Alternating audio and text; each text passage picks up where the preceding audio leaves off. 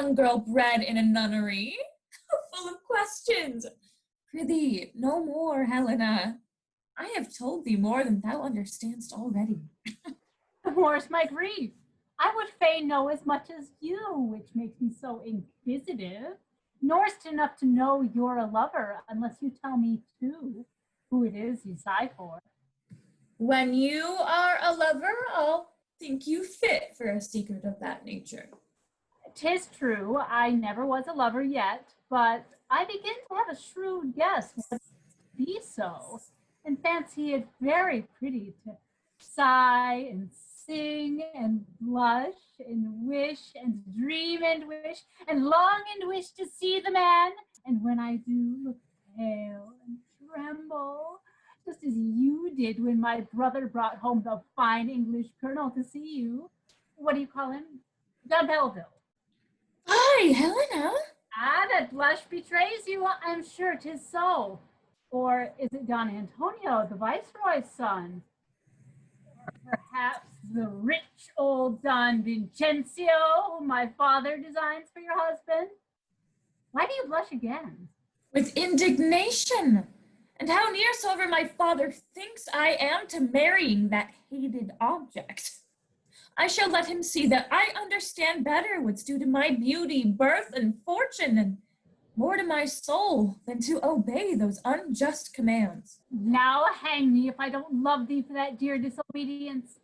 But tell me, dear Florinda, don't you love that fine Inglese?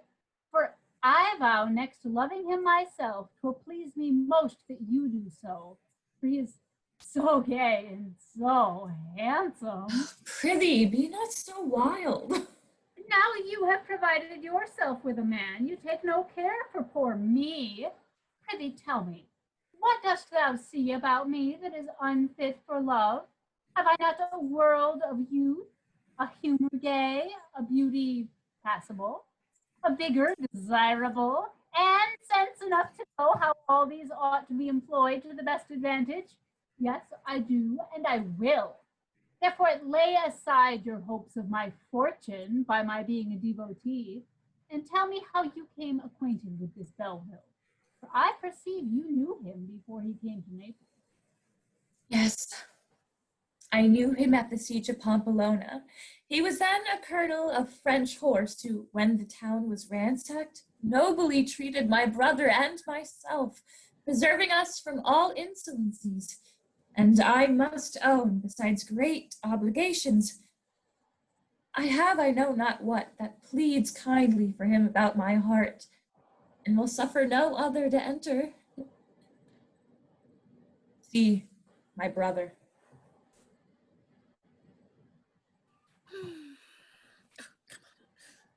Good morrow, sister. Pray, when saw you your lover, Don Vincencio? I know not, sir. Callus, when was he here? I considered it so little I know not what it was. I have a command from my father here to tell you. You ought not to despise him. A man of so vast a fortune and such a passion for you. Stefano, my things. Oh, a passion for me. 'Tis more than e'er I saw or had a desire should be known. I hate Vincentia, and I would not have a man so dear to me as my brother follow the ill customs of our country, to make a servant of his sister. And sir, my father's will I'm sure you may divert.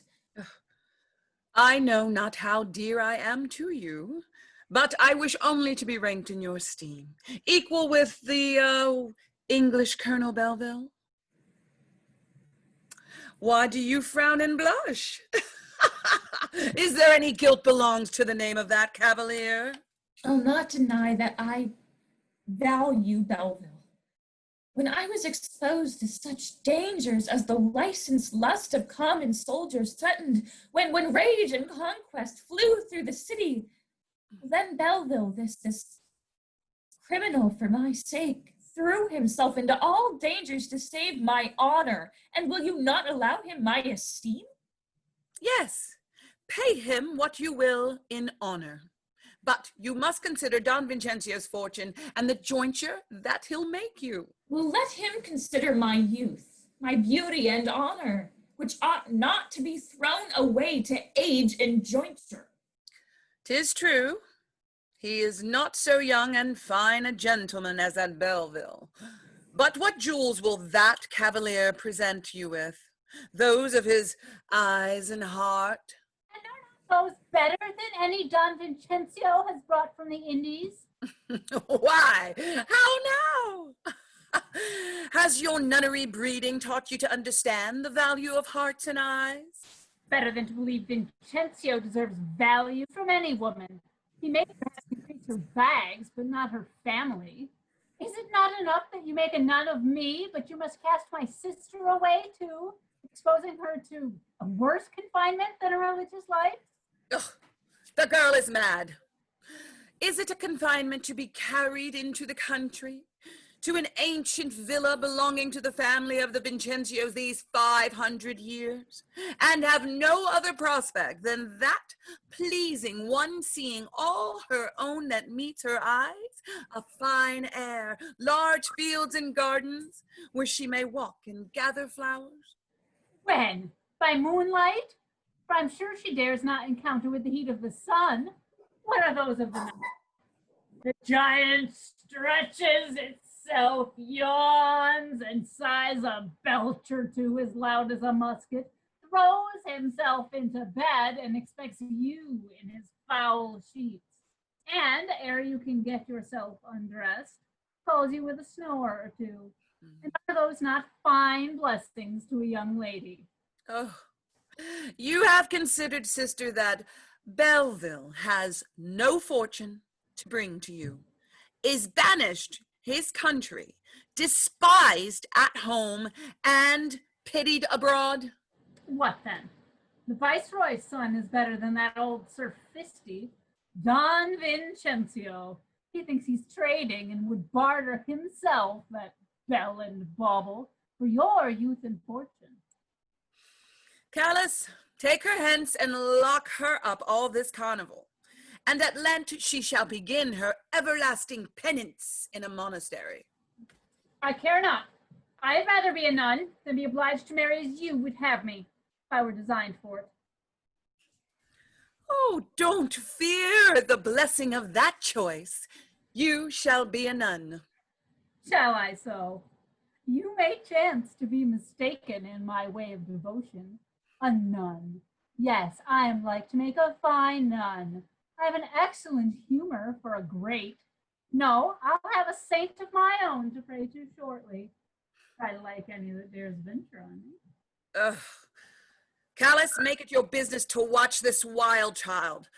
As for you, Florinda, I only tried you all this while and urged my father's will. But mine is that you would love Antonio. He is brave and young, and all that can complete the happiness of a gallant maid. This absence of our father will give us opportunity to free you from Vincenzio by marrying here, which you must do tomorrow. Tomorrow? Tomorrow. Or 'twill be too late. 'Tis not my friendship to Antonio which makes me urge this, but love to thee and hatred for Vincenzio. Therefore resolve upon it tomorrow. Sir, I shall strive to do as becomes your sister. I'll believe and trust you. Adieu, girls. As becomes his sister, that is to be resolved in your way as he is his. I never till now perceived my ruin near. I've no defense against Antonio's love. He has all the advantages of nature, the moving arguments of youth and fortune. But hark you, Callis, you will not be so cruel to lock me up indeed, will you? I must obey the commands I hate. Besides, do you consider what a life you're going to lead? Yes, Callis, that of a nun. Until then, I'll be indebted a world of prayers to you if you let me now see what I never did, the divertissements of a carnival. What? Go and masquerade? 'Twill be a fine farewell to the world, I take it. Pray, what would you do there? Why, that which all the world does, as I'm told. Be mad as the rest, and take all innocent freedom. Sister, you'll go too, will you not? Come, prithee be not sad. We'll outwit 20 brothers if you'll be ruled by me. Come, put this dull humor off with your clothes and assume one as gay and as fantastic as the dress my cousin Valeria and I have provided, and let's ramble. Alice, will you let us go? I have a youthful itch of going myself. Madam, if I thought your brother might not know it, and I might wait on you, for by my troth I'll not trust young girls alone. Oh, thou seest my brother's gone already, and thou shalt attend and watch us. Madam, the habits are come. Your cousin Valeria is dressed and stays for you. 'Tis well, I'll write a note, and if I chance to see Belville and want an opportunity to speak to him, that shall let him know what I am resolved in favor of him. Come, let's in and dress us.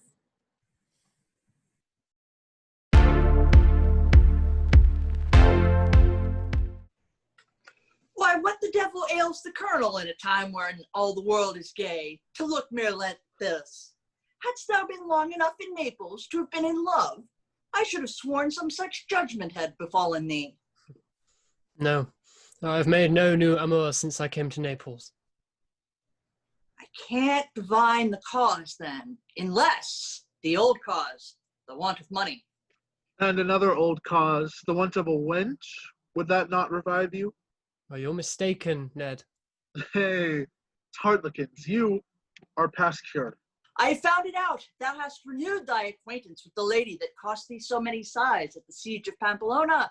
Pox in it, what do you call her? Her brother's a noble Spaniard, nephew to the dead general. Florinda, aye, Florinda. And will nothing serve thy turn but that damned virtuous woman who, on my conscience, thou lovest in spite too, because thou seest little or no possibility of gaining her? Oh, thou art mistaken. I have interest enough in that lovely virgin's heart to make me proud and vain, were it not abated by the severity of a brother, who, perceiving my happiness, Has civilly forbid thee the house? 'Tis so, to make way for a powerful rival, the viceroy's son, who has the advantage of me in being a man of fortune, a Spaniard, and her brother's friend, which gives him liberty to make his court, whilst I have recourse only to letters and distant looks from her window, which are as soft and kind as those which heaven sent down on penitents. I dare swear I have had 100 as young, kind, and handsome as this Florinda, and dogs eat me if they were not as troublesome to me in the morning as they were welcome at night. And yet I warrant he would not touch another woman, if he might have her for nothing. Well, that's thy joy, a cheap whore. Why, disheartlikins, I love a frank soul. When did you ever hear of an honest woman that took a man's money? I warn 'em good ones, but gentlemen, you may be free. You've been kept so poor with parliaments and protectors that the little stock you have is not worth preserving. But I thank my stars I have more grace than to forfeit my estate by cavaliering. Dear Belville, noble colonel. Willmore! Oh, welcome ashore, my dear Rover. What happy wind blew us this good fortune? Let me salute you, dear Fred, and then command me. How is it, honest lad? Faith, sir, the old compliment. Infinitely the better to see my dear mad Willmore again. Prithee, why camest thou ashore? And where's the prince? He's well, and reigns still lord of the watery element. I must aboard again within a day or two, and my business ashore was only to enjoy myself a little this carnival. Oh, pray know our new friend, sir. He's but bashful, a raw traveller, but honest, stout, and one of us. That you esteem him gives him an interest here. Your servant, sir. But well, faith, I'm glad to meet you again in a warm climate. where the kind sun has its godlike power still over the wine and woman. Love and mirth are my business in Naples, and if I mistake not the place, here's an excellent market for chapmen of my humor. Sister, there's your Englishman, and with him a handsome, proper fellow. I'll to him, and instead of telling him his fortune, try my own. Oh, fortune tellers, on my life. Sure these will prattle if a man cross their hands.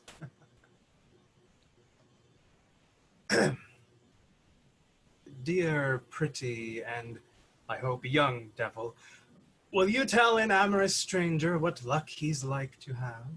Have a care how you venture with me, sir, lest I pick your pocket. The loss of money will vex you, because I hope you have but very little to lose. Egad, child, thou art right. It is so little. I dare not offer it to thee for kindness. But cannot you divine what other things of more value I have about me, that I would more willingly part with? Indeed, no. That's the business of a witch, and I am but a teller yet.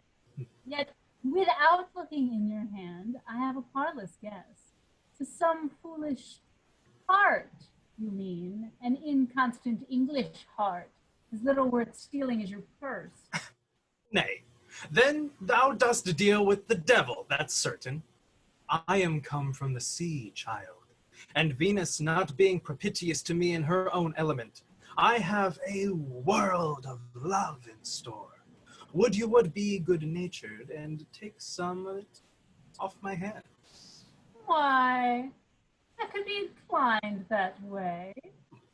But for a foolish vow I'm going to make to die a maid.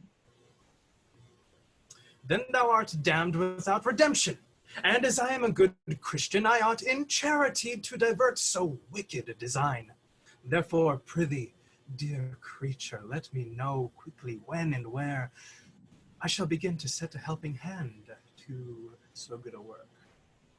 If you should prevail with my tender heart, as I begin to fear you will, for you have horrible loving eyes, there will be difficulty in that you'll hardly undergo for my sake.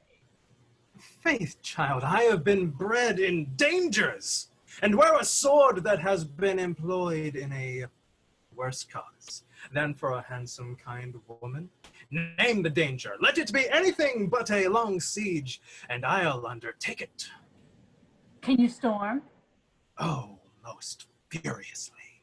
What think you of a nunnery wall? For he that wins me must gain that first. A nun? Oh, how I love thee for it! There's no sinner like a young saint. Oh, I'm impatient. Thy lodging, sweetheart, thy lodging, or I am a dead man. Why must we be either guilty of fornication or murder if we can men? And is there no difference between leave to love me and leave to lie with me? Faith, child, they were made to go together.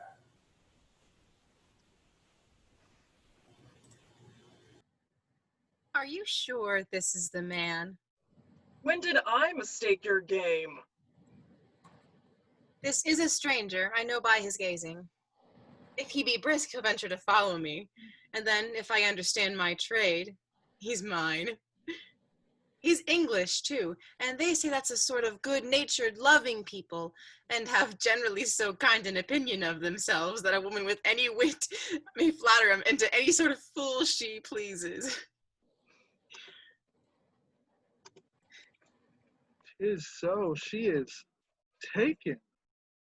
I have beauties which my false glass at home did not discover. This woman watches me so, I shall get no opportunity to discover myself to him. And so miss the intent of my coming. But as I was saying, sir, by this line you should be a lover. I thought how right you guessed. All men are in love, or pretend to be so. Well, come, let me go.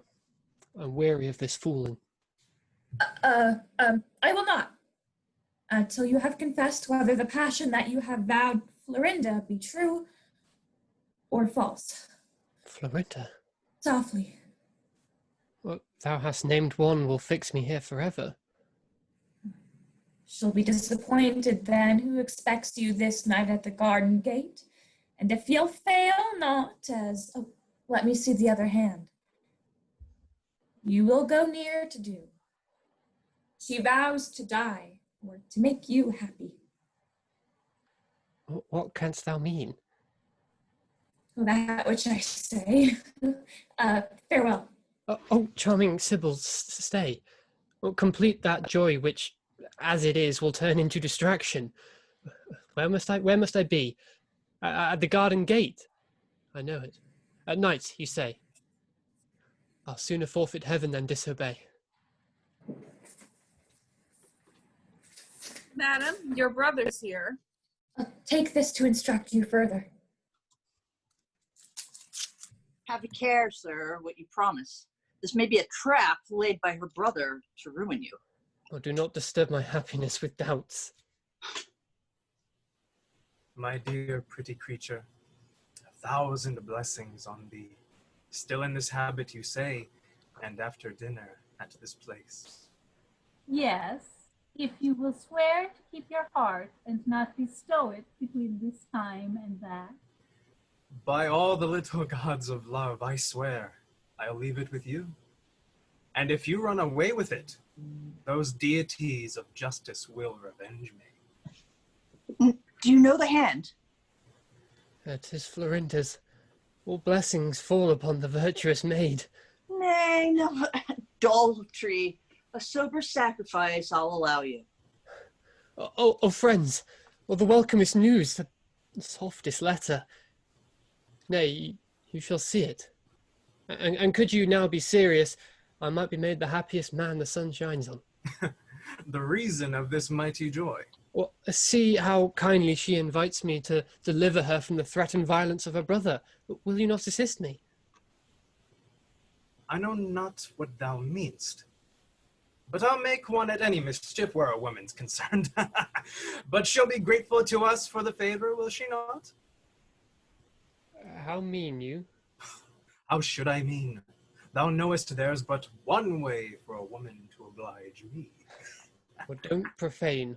Maid is nicely virtuous. Ah, who pox? Then she's fit for nothing but a husband. Let her and go, Colonel. Peace, she's the colonel's mistress, sir. Let her be the devil. If she be thy mistress, I'll serve her. Name the way. Well, read here the postscript. At 10 at night, at the garden gate, of which, if I cannot get the key, I will contrive a way over the wall. Come attend with a friend or two, kind heart, if we three cannot weave a string to let her down a garden wall. 'Twere a pity, but the hangman will have one for us all. Let her alone for that. Your woman's wit, your fair, kind woman, will out-trick a brother. But see, Ned Blunt is stolen out after the lure of a damsel. Well, so he'll scarce find his way home again, unless we get him cried by the bellman in the marketplace. And 'twould sound prettily. A lost English boy of 30. Prithee, what humour is he of, that you wish him so well? Ah, pox upon him. He's our banker, and has all our cash about him, and if he fail, well, we are all broke. I'll let him alone for that matter. He's of a damn stingy quality that will secure our stock. I know not what danger it were indeed, if the Jill pretends she's in love with him, for 'tis a kind, believing coxcomb. 'Tis a lucky devil to light upon so kind a wench. Thou hadst a great deal of talk with thy little teller. Couldst thou do no good upon her? For mine was hard-hearted. She was some damned honest person of quality. I'm sure. She was so very free and witty. If her face be but answerable to her wit and humour, I would be bound to constancy this month to gain her. In the meantime, have you made no kind acquaintance since you came to town? You do not used to be so long, gentlemen. Faith, love has kept us honest. We've all been fired with the beauty newly come to town. The famous Pedro, Angellica, Bianca. What, the mistress of the dead Spanish general? Yes, she's now the only adored beauty of all the youth in Naples, who put on all their charms to appear lovely in her sight, to attract the eyes of this fair charmer, while she has the pleasure to behold all languish for her that see her. 'Tis pretty to see with how much love the men regard her, and how much envy the women. What gallant has she? None. She's exposed to sail, and 4 days in the week she's yours, for so much a month. The very thought of it quenches all manner of fire in me. Yet, prithee, let's see her. Well, let's first to dinner, and after that we'll pass the day as you please. But at night, you must be at my devotion. I will not fail you.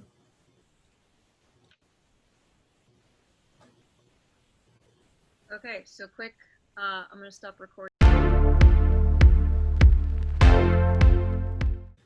But why thus disguised and muzzled? Because whatever extravagancies we commit in these faces, our own may not be obliged to answer them. I should have changed my eternal buff too. But no matter. My little teller would not have found me out then. For if she should change hers, it is impossible I should know her. Unless I should hear her prattle. Pox on it. Cannot get her out of my head. Pray heaven if I ever do see her again, she prove damnable ugly, that I may fortify myself against her tongue. Well, have a care of love, for oh my conscience, she was not of a quality to give thee any hopes. The pox on 'em. Why do they draw a man in then? She has played with my heart so, that 'twill never lie still till I have met with some kind wench that will play the game out with me. Oh, for my arms full of soft, white, kind woman, such as I fancy Angellica. But this is her house.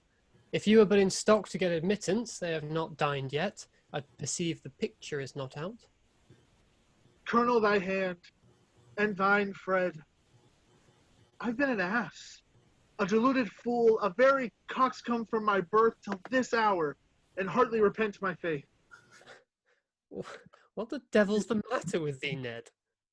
Oh, such a mistress. Fred, such a girl. Where? Aye, where? So fond, so amorous, so toying and fine, and all for sheer love he roves. Oh, how she looked and kissed and soothed my heart from my bosom. I cannot think I was awake, and yet methinks I see and feel her charms still. Fred, try if she have not left the taste of her balmy kisses upon my lip. What a dog was I to stay in dull England so long. How I've lauded the colonel when he sighed for love, but now the little archer has revenged him, and by his own dart I can guess at all his joys. Oh, what a blessing 'tis! Thou hast a mistress thou darest boast of, for I know thy humour is rather to have a proclaimed clap than a secret amour. Dost know her name? Her name... No, Hartlikins. What care I for names? She's fair, young, brisk, and kind, even to ravishment. What a pox care I for knowing her by another title. Didst give her anything? Give her? Why, she's a person of quality, and expects me again tonight. Pox to some common horror upon my life. A whore? Oh yes, with such clothes, such jewels, such a house, such furniture, and so attended. A whore. Why, yes, sir, they are whores in all those gay clothes and bright jewels, with great houses richly furnished with velvet beds, handsome attendants, and fine coaches, are whores and errant ones. Pox on it.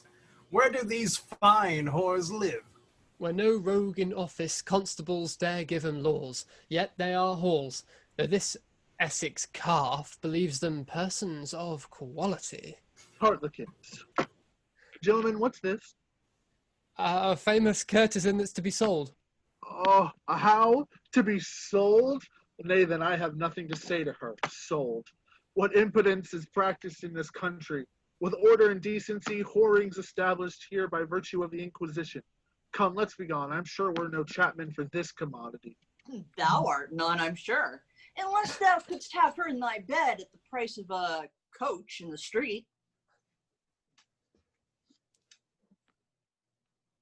Wondrous fair she is. 1,000 crowns a month. By heaven, as many kingdoms were too little. A plague of this poverty, of which I ne'er complain, but when it hinders my approach to beauty, which virtue ne'er could purchase. 1,000 crowns? Which is a portion for the Infanta.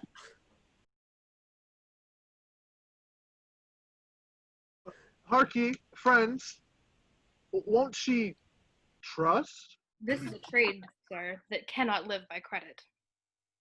Oh, I see. Here's more company. Let's walk off a while.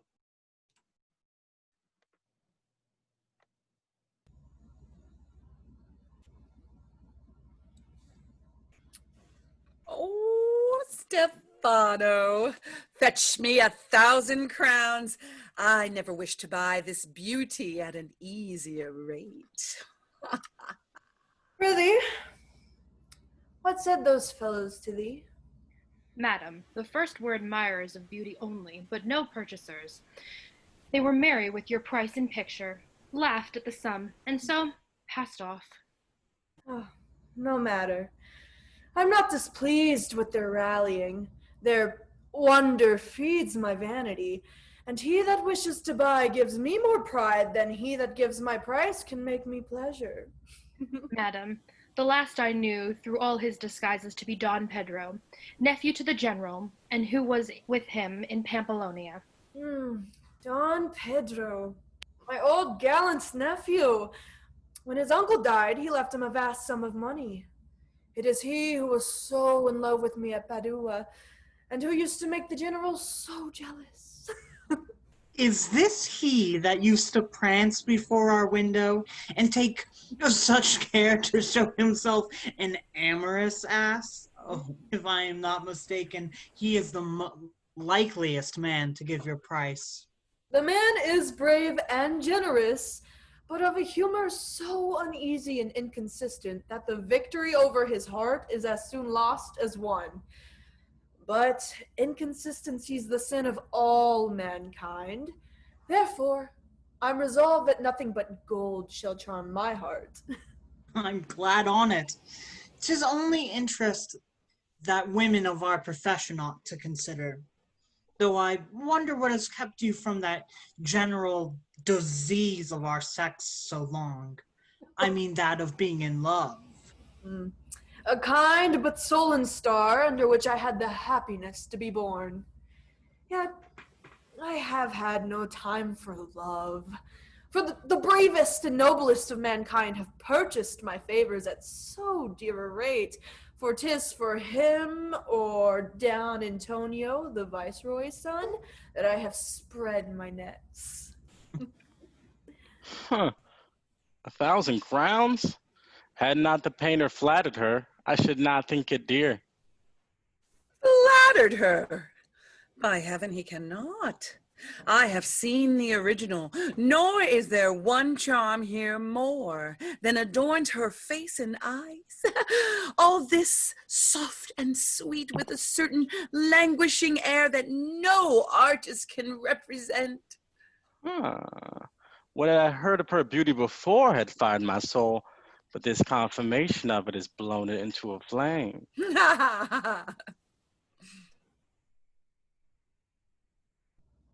Sir, I have never known you throw away 1,000 crowns on a worse face. And though you are near your marriage, you may venture a little love here. Florinda will not miss it.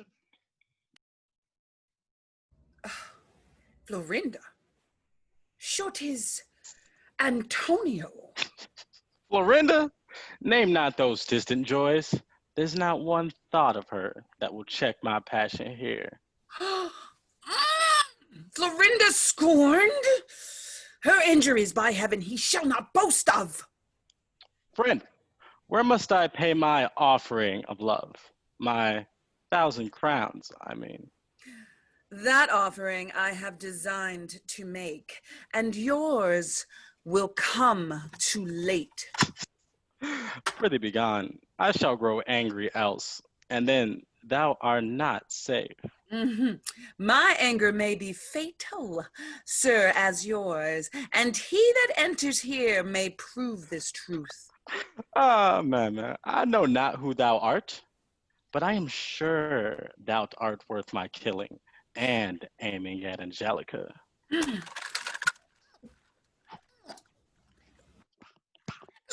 Harlequins, here's fine doings. Tilting for the wench, I'm sure. Nay, gad, if that would win her. I have as good a sword as the best of ye. Put up and take another time and place, for this is designed for lovers only. We are prevented. Dare you meet me tomorrow on the Molo? For honor of Florinda, in whose credulous heart thou'dst made an interest and destroyed my hopes. There, I'll meet thee there as early as the day. We will come thus disguised, that whosoever chance to get the better, he may escape unknown. It shall be so. Who should this rival be?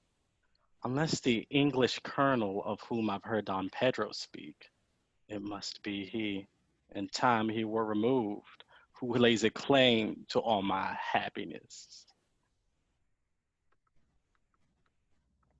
This posture's loose and negligent. The sight on it would beget a warm desire. This must along with me. What means this rudeness, sir? Restore the picture. Rudeness committed to the fair Angellica. Restore the picture, sir. Indeed I will not, sir. By heaven, but you shall. Nay, do not show your sword. If you do, by this dear beauty, I will show mine, too. Restore the picture, or leave your life behind. Death, you lie. I will do neither. Hold! I command you, if for me you fight.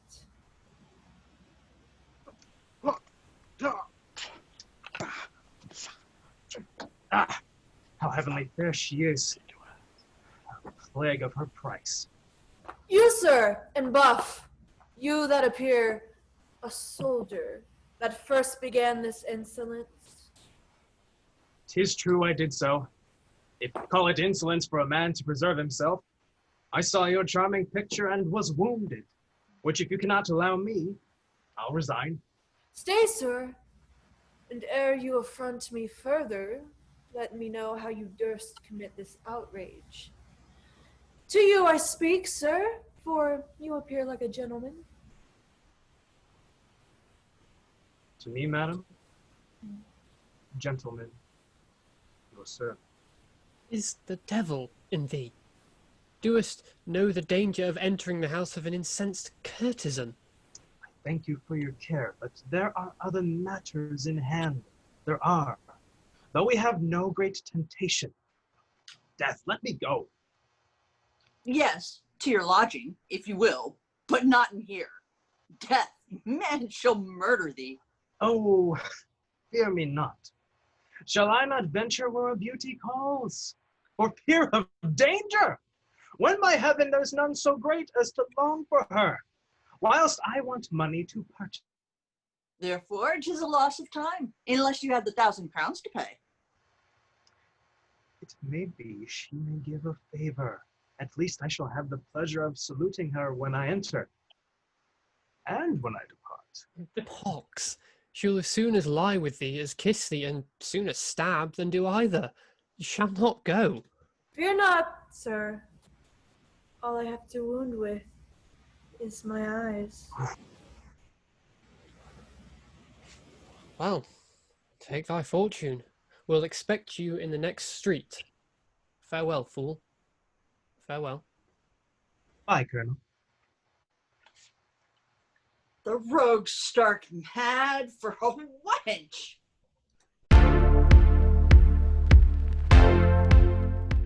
Insolent sir, how durst you pull down my picture? Rather, how durst you set it up? To tempt poor amorous mortals with so much excellence? Which I find you have but too well consulted by the unmerciful price you set upon it. I sent for you to ask my pardon, sir, not to aggravate your crime. I thought I should have had seen you at my feet imploring it. You are deceived. I came to rail at you, and talk such truths too. I shall let you see the vanity of that pride which taught you how to set such a price on sin. Ah, ha, ha. Alas, good captain, what pity 'tis your edifying doctrine will do no good upon me. Moretta, fetch the gentleman a glass, and let him survey himself and the charms he has. He knows himself of old. I believe those breeches and he have been acquainted ever since he was beaten at Worcester. Nay, do not abuse the poor creature. Good weather-beaten corporal. Will you march off? We have no need of your doctrine, though you have of our charity. But at present, we have no scraps. We can afford no kindness for God's sake. And fine, sirrah, the price is too high, I mouth for you. Therefore, troop, I say. Here, good forewoman of the shop, serve me, and I'll be gone. Keep it to pay your laundress. Your linen stinks of the gun room. For here's no selling by retail. Thou hast sold plenty of thy stale ware at a cheap rate. Aye, the more silly kind heart I. But this is an age wherein beauty is at higher rates. And fine, you know the price of this. I grant you 'tis here set down 1,000 crowns a month, that I may have a pistol worth of these vain gay things, and I'll trouble you no more. Pox on him, abominable fellow. I tell thee, we only sell by the whole piece. 'Tis very hard, the whole cargo or nothing. I am studying, madam, how to purchase you, though at present I am unprovided of money. Sure, this from any other man would anger me. Nor shall he know the conquest he has made. Poor angry man, how I despise this railing. Yes, I am poor, but I am a gentleman, and one that scorns this baseness which you practice. Poor as I am, I would not sell myself, and yet I would at any rate enjoy you, at your own rate, but cannot. See here, the only sum I can command on earth. I know not where to eat when this is gone. His words go through me to the very soul. If you have nothing else to say to me. Yes, you shall hear how infamous you are, for which I do not hate thee, but that secures my heart. I now dare stand your scorn and your denial. Sure, she's bewitched, that she can stand thus tamely and hear his saucy railing. Sirrah, will you be gone? How dare you take this liberty? Withdraw. Pray, tell me, sir, are not you guilty of the same mercenary crime? When a lady is proposed to you for a wife, you never ask how fair, discreet, or virtuous she is, but what's her fortune? Which, if but small, you cry, she will not do my business, and basely leave her, though she languish for you. Say, is not this as poor? It is a barbarous custom, which I will scorn to defend in our sex and do despise in yours. Oh, thou art a brave fellow. Prithee, confirm that faith, or if thou canst not, flatter me a little, will please me from thy mouth. Curse on thy charming tongue. Thou'st found the easiest way into my heart, though I yet know that all you say'st is false. Oh, that's good, 'tis real. I never loved before, though oft a mistress. Shall my first vows be slighted? I know you take me for an arrant ass, but madam, I have been so often cheated by perjured, soft, deluding hypocrites that I have no faith left for the cousining sex, especially for women of your trade. Oh, the low esteem you have of me, perhaps may bring my heart again. My looks are bravely rough and meant for war. Could thou not storm on still? There's not a joy thou hast in store. I shall not then command, for which I'll pay thee back my soul, my life. Come, let's begin the account of this happy minute. And you will pay me then the price I ask. Why dost thou draw me from an awful worship? By showing thou art no divinity? Conceal the fiend and show me all the angel. Keep me but ignorant, and I'll be devout, and pay my vows forever at this shrine. The pay, I mean, is but thy love for mine. Can you give that?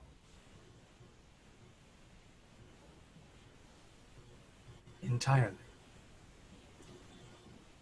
Come, let's withdraw, where I'll renew my vows and breathe them with such ardor, thou shalt not doubt my zeal. Thou hast a power too strong to be resisted. Ugh. Now my curse go with you. Is all our project fallen to this? To love the only enemy to our trade? Nay, to love such a shamroon, a very beggar, nay, a pirate beggar, whose business is to trifle and be gone, a no-purchase rogue that fights for daily drink and takes a pride in being loyally lousy. Oh, I could curse now if I durst. This is the fate of most whores. Trophies, which from believing fops we win, are spoils to those who cozen us again.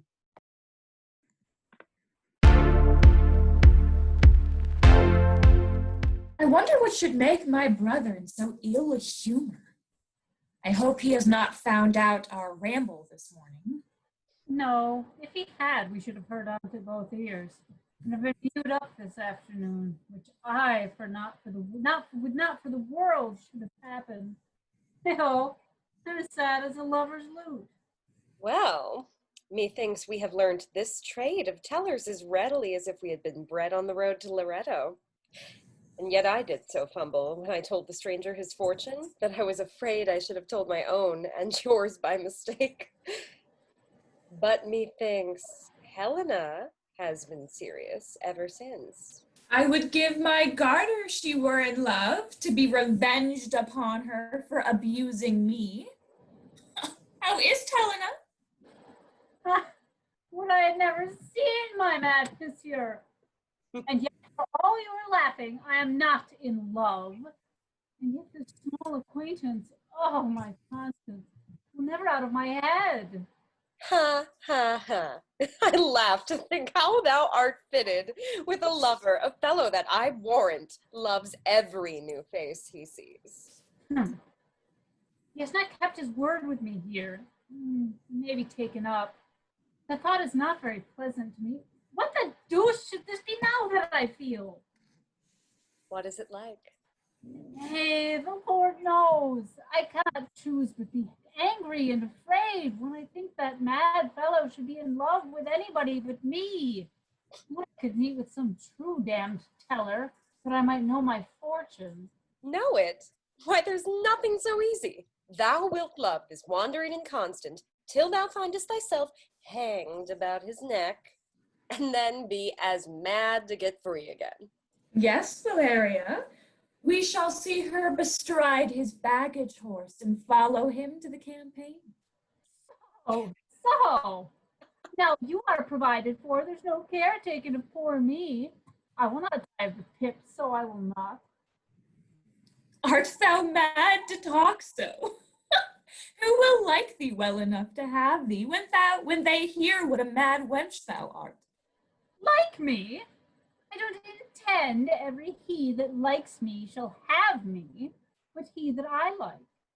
I should have stayed in a nunnery still, if I had liked my lady abbess as well as she liked me.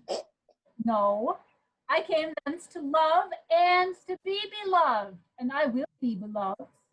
Or I'll get one of your men, so I will. Am I put into the number of lovers? You, my cause, I know thou art too good-natured to leave us in any design. If you are not a lover, 'tis an art soon learnt. That I find. I wonder how you learnt to love so easily. I had 1,000 charms to meet my eyes and ears ere I could yield. 'Twas the knowledge of Belville's merit, not the surprising person, that took my soul. If thou art too rash to give a heart at first sight. Hang your considering lover. I ne'er thought beyond the fancy. It was a very pretty, idle, silly kind of pleasure to pass one's time with, to write little soft, nonsensical billets, and with great difficulty and danger receive answers, in which I shall have my beauty praised, my wit admired, though little or not, and have the vanity and power to know I am desirable, because I am to be a nun. They'll think my mind's upon monastery, and cry, how happy 'tis she's so resolved. What a mad creature's this? I'll warrant, if my brother hears either of you sigh, he cries bravely, here comes your lover. But where's my inconstant? Step aside, and we may learn something.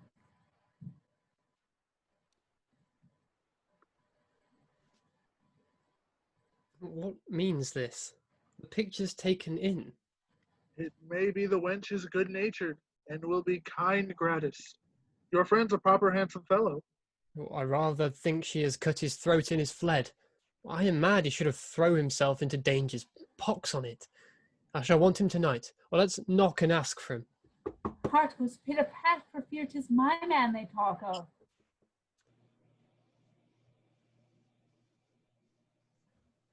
What would you have?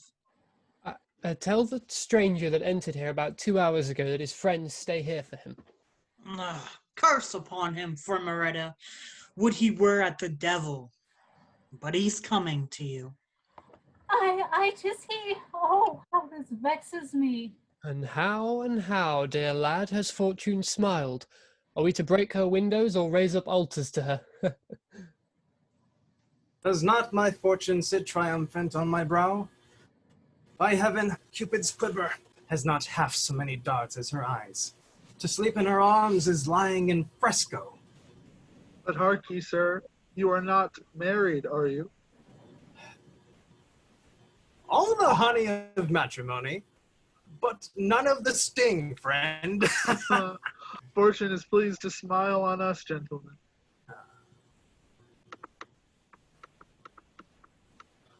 Sir, my lady expects you. She has removed all that might oppose your will and pleasure, and is impatient till you come. Sir, I'll attend you. Oh, the happy stroke. I'll take no leave, lest they either dog me or stay me. But then the little teller is forgot. A mischief on thee for putting her into my thoughts. I had quite forgot her else, and this night's debauch had drunk her quite down. Had it so, good captain. Huh. I hope she did not hear. What, afraid of such a champion? Oh, you're a fine lady of your word, are you not? To make a man languish a whole day? In tedious search of me? Egad, child, thou art in the right. Hadst thou seen what a melancholy dog I've been ever since I was a lover, how I have walked the streets. Faith, sweetheart, thou wouldst pity me. I can't be angry with him, he dissembles so heartily. Alas, good captain, what pains you have taken! Now were I ungrateful not to reward so true a servant. Poor soul, that's kindly said. I see thou bearest a conscience. Heavens! Is it he? And passionately fond to see another woman? What could you expect less from such a swaggerer? Expect? As much as I paid him! A heart entire! Which I had pride enough to think whene'er I gave it would have raised the man above the vulgar, made him all full. You see, Captain, how willing I am to be friends with you, till time and ill luck make us lovers, and ask you the question first, rather than put your modesty to the blush by asking me. For, alas, I know you captains are such strict observers of your vows to chastity, it will be hard to prevail with your tender conscience. Marry, O young willing maid. Do not abuse me for fear I should take thee at thy word, and marry thee indeed, which I'm sure will be revenge sufficient. On my conscience, that will be our destiny, because we are both of one humor. I am as inconstant as you, for I have considered, Captain, that a handsome woman has a great deal to do whilst her face is good, for then is our harvest time to gather friends. And should I, in these days of my youth, catch a fit of foolish constancy, I were undone. Therefore declare, I'll allow but 1 year for love, 1 year for indifference, and 1 year for hate. For I profess myself most gay, the kind, and the inconstant. Devil's in it, if this won't please you. Oh, most damnably! I've a heart with a hole quite through it, too. No prison like mine to keep a mistress in. Well, I see our business as well as humors are alike. See if I have not as desperate a lying look as you can have part of you. How do you like it, Captain? Like it? By heaven, I never saw so much beauty. Oh, I can endure no more, nor is it fit to interrupt him. For if I do, my jealousy has so destroyed my reason. I shall undo him, therefore I'll retire. Prithee, dear stranger, be not so sullen. For though you have lost your love, you see my friend frankly offers you hers to play with in the meantime. Faith, madam, I'm sorry I can't play at her game. Pray, leave your intercession and mind your own affair. They'd better agree apart. He's a model sire in company, but alone, no woman escapes him. Sure, he does but rally. Yet if it should be true, I'll tempt him farther. Believe me, noble stranger, I'm no common mistress. And for a little proof on't, wear this jewel.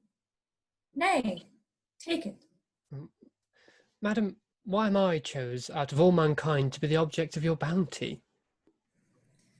Sir, from my window I have often seen you, and women of quality have so few opportunities for love that we ought to lose none. Hi, this is something. Here's a woman. When shall I be blessed with so much kindness from your fair mouth? Take the jewel, fool. You tempt me very strangely, madam, every way. So if I find him false, my whole repose is gone. And but for a vow I've made to a very fine lady, this goodness has subdued me. Tell me what you did in yonder house, and I'll unmask. Yonder house. Oh, I went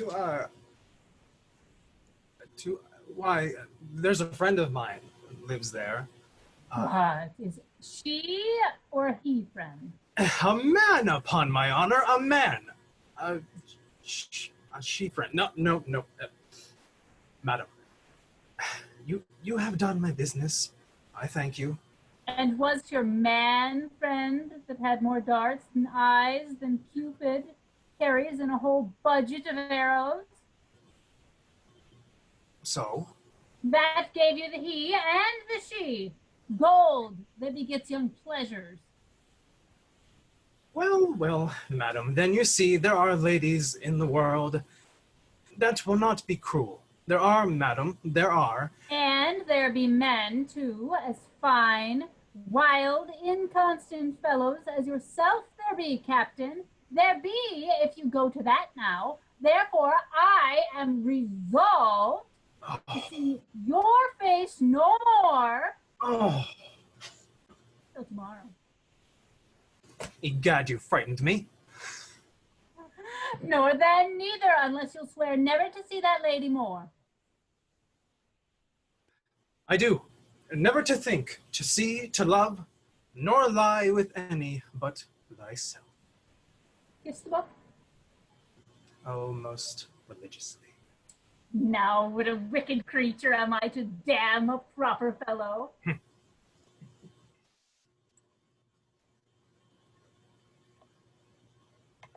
Madam, I'll stay no longer. 'Tis even dark. However, sir, I'll leave this with you.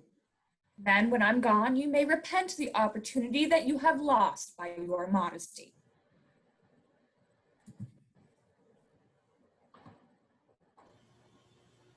Twill be an age till tomorrow. Until then, I will most impatiently expect you. Adieu, my dear pretty angel. It's Florinda's picture. 'Twas she herself. Oh, what a dull dog was I. I would have given the world for 1 minute's discourse with her. Whose picture is this? 'Tis a fine wench. The Colonel's mistress, sir. Oh, here. I thought it had been another prize. Come, a bottle will set thee right again.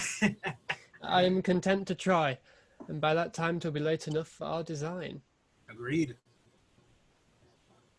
Love does all day the soul's great empire keep, but wine at night lulls the soft god asleep.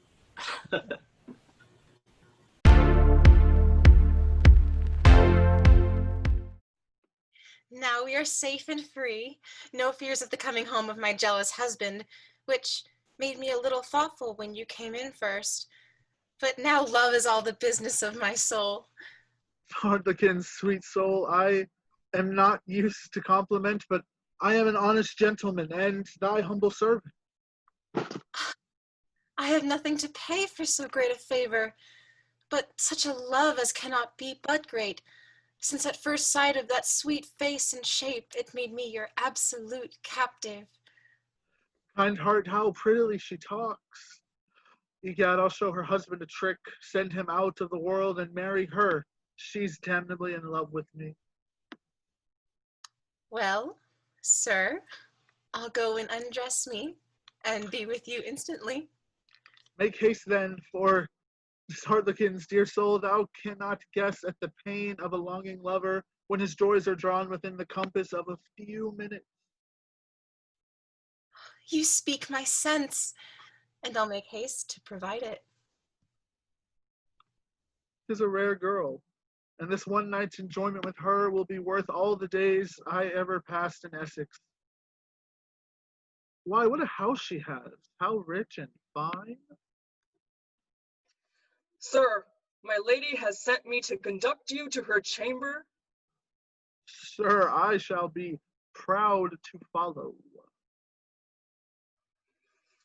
Sir, my commission reaches no farther.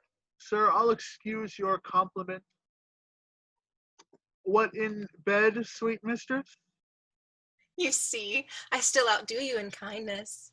And thou shalt see what haste I'll make to quit scores. Oh, the luckiest rogue. Should you be false or cruel now? False! Hartlikins! What now, thou take me for an insensible heathen?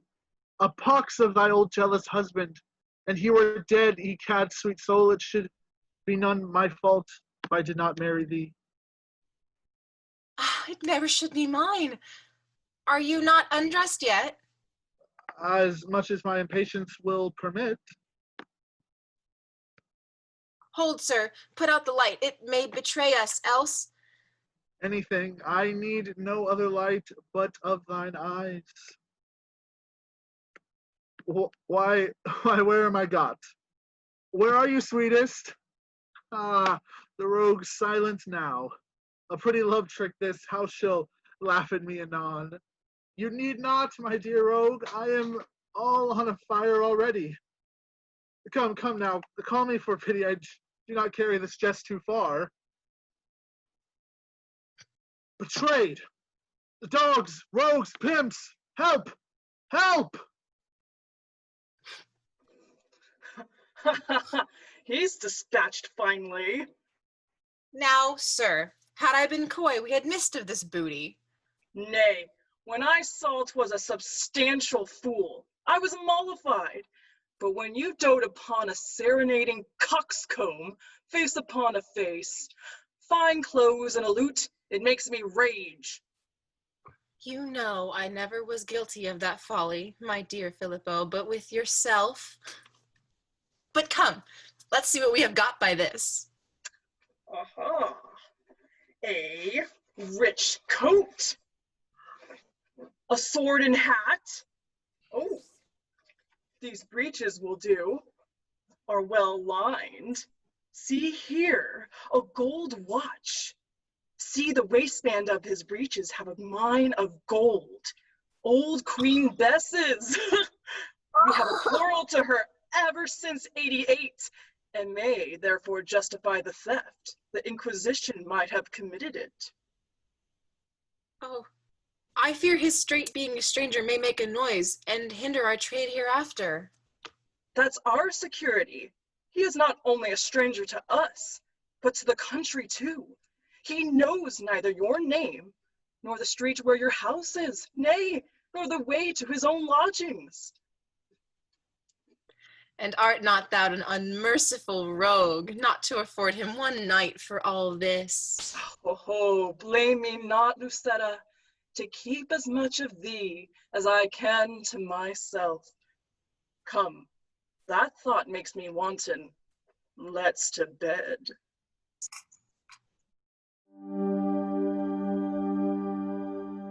Oh Lord, I'm out at last. I'm without a clue, and now to damning and cursing. But if thou would ease me, where shall I begin? With my fortune, myself, or the queen that cozened me? What a dog was I to believe in women! Coxcomb, ignorant, conceited coxcomb. To fancy she could be enamored with my person. Oh, I'm cursed, puppy, 'tis plain. Fool was writ upon my forehead. She perceived it. Dull, silly dog. To be thus soothed into a cozening. Had I been drunk, I might fondly have credited the young queen. But as it was, and as I was in my right wits, to be thus cheated confirms I am a dull, believing English country fop. Oh, but my comrades, the death and the devil, that's worst of all. Fred, that rogue, and the colonel will abuse me beyond all Christian patience. Had she left me my clothes, I have a bill of exchange at home, would have saved my credit. But now all hope is taken from me. Well, I'll home, if I can find the way. With this consolation that I am not the first kind believing coxcomb, but there are gallants many such good-natured amongst ye.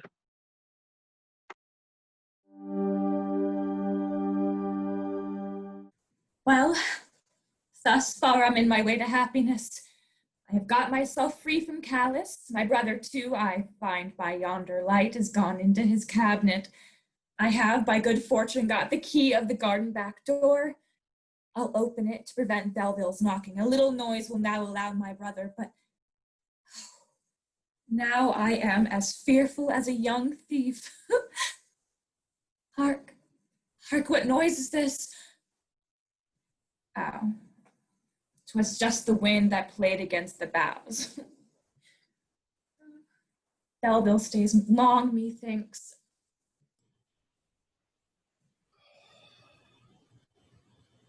What the devil has become of these fellows, Belville and Frederick?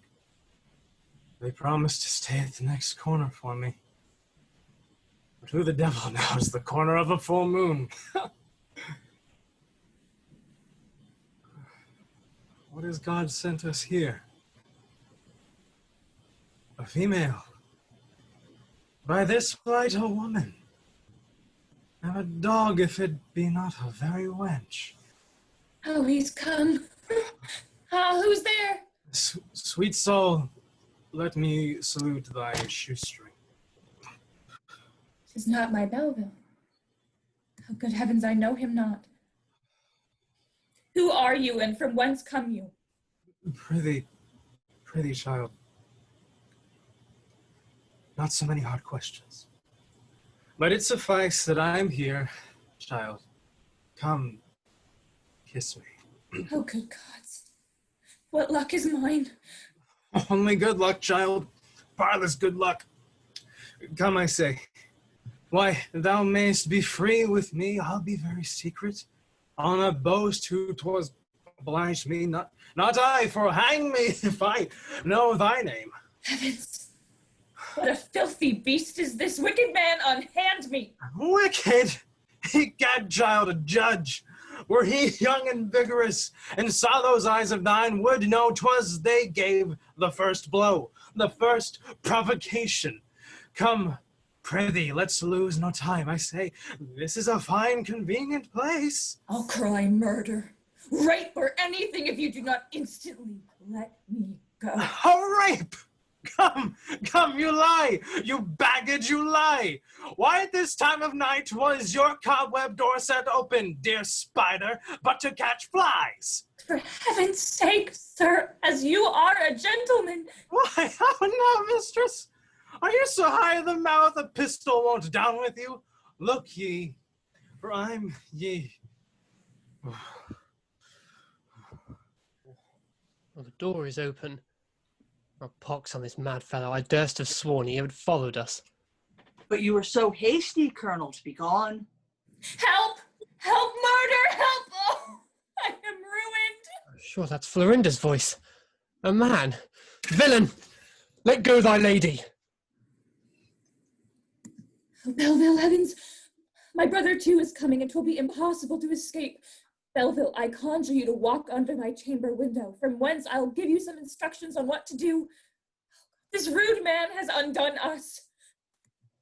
Belville?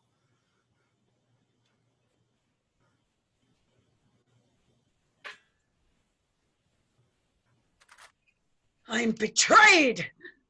Run, Stefano, and see if Florinda be safe!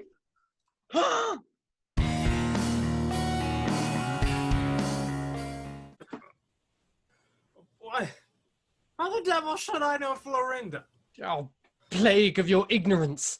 If it had not been Florinda, must you be a beast, a brute, a senseless swine? Well, sir, you see, I am endued with patience. I was in good hopes the quarrel would have been on my side for so uncivilly interrupting me. Curse upon the star that ruled my birth, or whatsoever other influence that makes me still so wretched. Thou breakest my heart with these complaints. There was no star in fault, no influence, but sack, the cursed sack I drank. Why, how in the devil came you so drunk? How? What? Why, how the devil came you so sober? Oh, curse upon his thin skull. He was always beforehand that anyway. Prithee, dear Colonel, forgive him. He's sorry for his fault. Well, he's always so after he has done a mischief. A plague on all such brutes. By this light, I took her for an errant harlot. Oh, damn your debout opinion. Tell me, sot, hadst thou so much sense and light about thee to distinguish her to be a woman, and couldst not see something about her face and person to strike an awful reverence into thy soul? Faith, no. I considered her as a mere woman as I could wish. Death. I have no patience. Draw, or I will kill you. Let that alone till tomorrow. And if I said not all right again, use your pleasure. Tomorrow, damn it! Tomorrow is Antonio's, and perhaps guides him to my undoing. Or I could meet this rival, this powerful fortunate. What then? Will let thy own reason or my rage instruct thee? Hear me, Colonel, hear me. Show me the man, and I'll do his business. I know him no more than thou. Or if I did, I should not need thy aid. This, you say, is Angellica's house. I promised to lie with her tonight. You paid the 1,000 crowns I directed? The lady's old woman, sir. I did. Who the devil have we here? I'll now plant myself under Florinda's window. If I find no comfort there, I'll die. Page.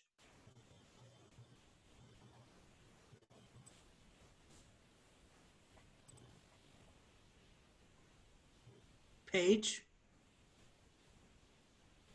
Here's my lord. How is this a picaroon going to board my frigate? Here's one chase gun for you.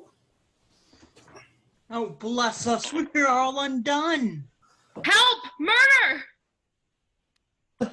Oh, the mad rogues engaged in some unlucky adventure again. Huh! A man killed.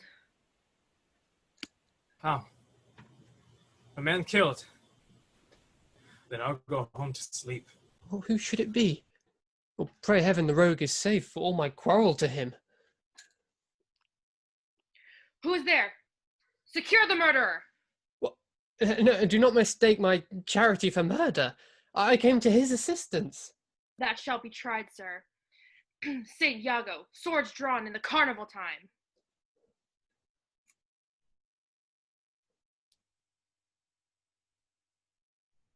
Thy hand, prithee. Ha! Don Antonio. Look well to the villain there. How is it, sir? I'm hurt. Has my humanity made me a criminal? Away with him. Hey, this is the man that has set upon me twice. Carry him to my apartment till you have further orders from me.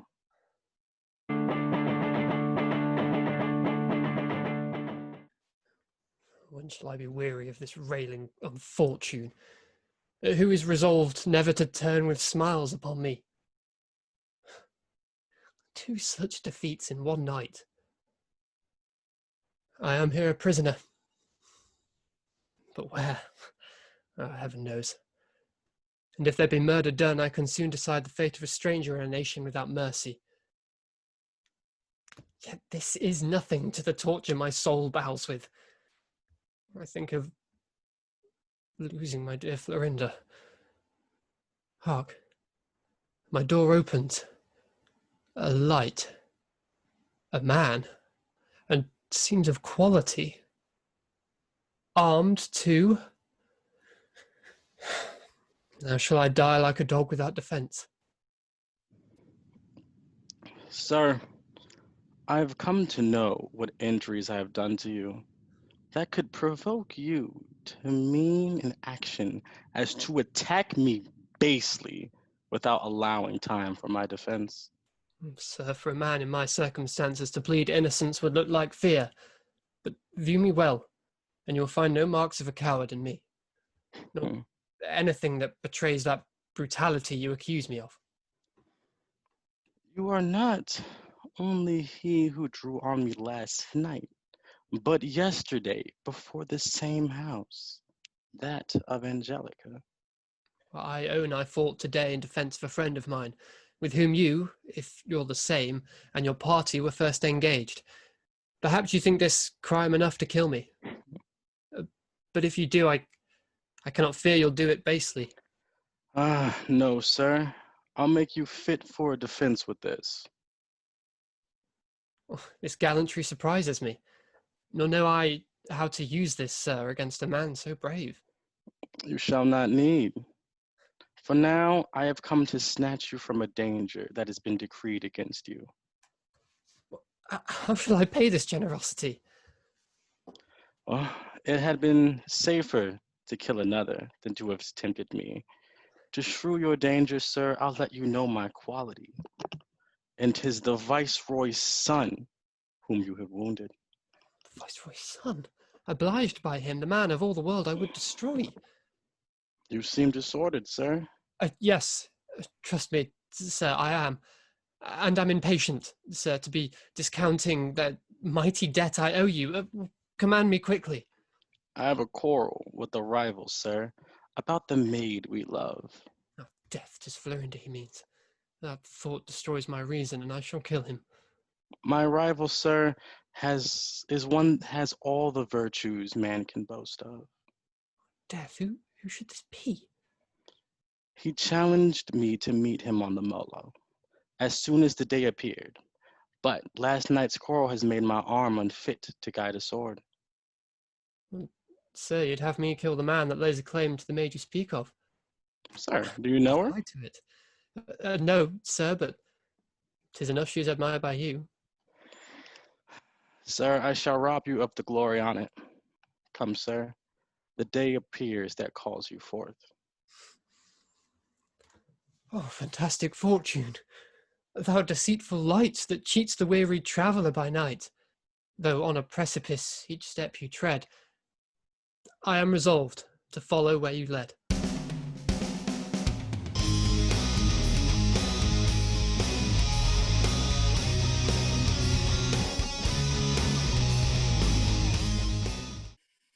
I'm dying with fear. The Belville's not coming as I expected underneath my window. Canst thou not tell with whom my brother fights? No, madam, they were both in masquerade, but I'm sure 'tis about you they fight. Nay, then 'tis with Belville. For what other lover have I that dares fight for me except Antonio? He is too much in favor with my brother. Madam, I must leave you, for if my masters see me, I shall be hanged for being your conductor. I escaped narrowly for the excuse I made for you last night in the garden. And I'll reward thee for it. Prithee, no more.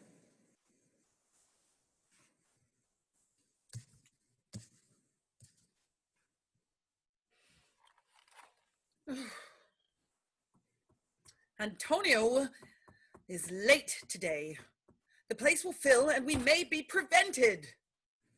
Antonio. Sure, I heard amiss. But who would not excuse a happy lover? Sure, I had dwelt forever on her bosom. Ah, but stay, here he is. 'Tis not Belville. Half my fears are vanished. Antonio. This must be he. You're early, sir. I do not use to be outdone this way. The wretched. Sir, are watchful, and 'tis enough. You have the advantage of me and Angellica. Angellica? Can he forget his interest in Florinda and fight for common prize? Come, sir. You know our terms. Hold. Whoever you be, I do conjure you, hold. If you strike here, I die. Florinda? Florinda imploring for my rival. Away! This kindness is unseasonable. Who are you, sir, that you dare deny my prayers? The prayers destroy him, if thou wouldst preserve him. By all you hold most dear, by her you love, I do conjure you, touch him not. By her I love. See, I obey, and at your feet resign, the useless trophy of my victory. Antonio, You've done enough to prove your love for Florinda. Oh. Love Florinda? Does heaven love adoration, prayer, or penitence? Love her. Here, sir, your sword again. Upon this truth I'll fight my life away. No, you've redeemed my sister and my friendship. Can you resign your claims to other women and give your heart entirely to Florinda? Entire, as dying saints' confessions are. I can delay my happiness no longer. This minute, let me make Florinda mine. This minute let it be. No time so proper. This night my father will arrive from Rome and possibly may hinder what we propose. Heavens. This minute? Yes. Now walk off to St. Peter's Church where I will meet you and conclude your happiness. I'll meet you there, if there be no more saints' churches in Naples. Oh, stay, sir, and recall your hasty doom. Alas, I have not yet prepared my heart to entertain so strange a guest. Oh, heaven, madam, what do you do? Do? Despise the man that lays a tyrant's claim to what he ought to conquer by submission. You do not know me. Move a little this way. Yes. You may even force me to the altar, but not the holy man there shall force me to be thine. Oh, do not lose so blessed an opportunity. See, 'tis your Belville, not Antonia, whom your mistaken scorn and anger ruins. Belville, where was my soul it could not meet thy voice?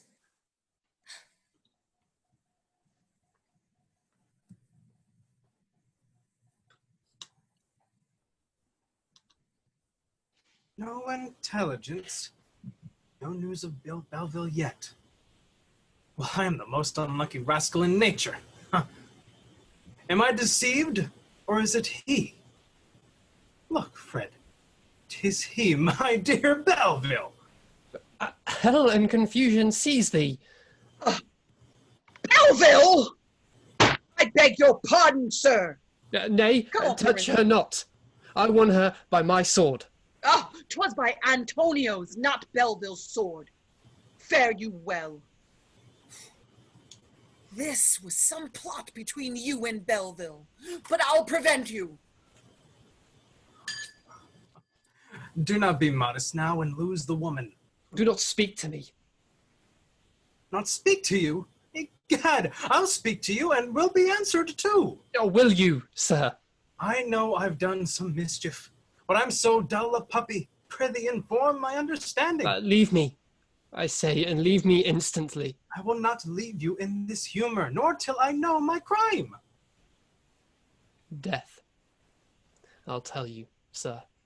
Ah, Sebastian! Is not that Willmore? I am all the rage! My first desires defeated, he will not see me now, though oft invited. And broke his word last night. False, perjured man! I told you what would come on it. But Moretta's an old doting fool. Why did you give him 500 crowns, but to set himself out for other lovers? You should have kept him poor, if you had mean to have any good from him. Oh, name not such mean trifles. My whole repose, my future joys, my heart, my virgin heart, Moretta. Oh, 'tis gone. Curse on him. Here he comes. Well, sir, you may be gay. All happiness, all joys pursue you. But know, false man, that I shall be revenged. Pox of his whining. I hate your sullen lover. A man shall lose as much time you put in humor now as would serve to gain a new woman. False man! I see my ruin in my face. How many vows you breathed upon my bosom, never to be unjust? Oh, have you forgot so soon? Faith, no. I was just coming to repeat them. This must be Angellica. I know it by her mumping matron here. Aye, 'tis she. My mad captain's with her too, for all his swearing. Hell, well, I'll do something to vex him for this.